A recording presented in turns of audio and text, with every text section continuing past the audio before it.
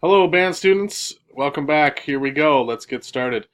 How do you get good at playing your instrument, not just playing in band? There are several things you can do, and I will be introducing the Choice Project in a separate video.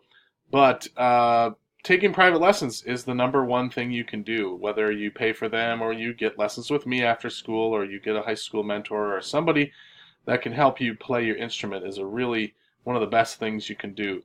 It is Wednesday. That means we're going to be doing some web rhythms. If you forgot your instrument, this is the process. Tell me right away. Open your email. Open an email to me and your parent. The subject should be my instrument plan, and in the body you write down two things: what happened and what you will do.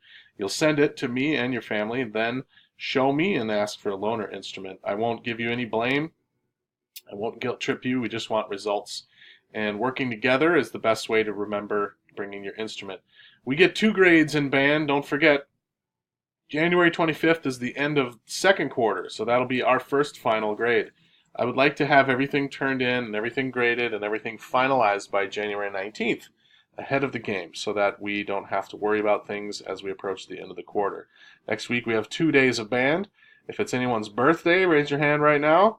We'd like to play happy birthday for you. We have some missing legal forms and stuff to take care of. You know who you are. If you're one of these people, please stand up now and walk toward Mr. Anderson, and we have to work out a solution. It is bass clarinet week. We've got a bass clarinet up here. Whoever's next, we should be getting set up at this point, and we're going to try that. Next week is saxophones. Quick tip number 39. 20% of our progress is at home. Sorry. Nope, other way around. 20% of our progress is at school. It seems like it should be the other way, but actually, most of the progress that you make as a musician comes from your own practice habits and how you play at home. Which goes along with this quote: if you do what you've always done, you'll get what you've always gotten.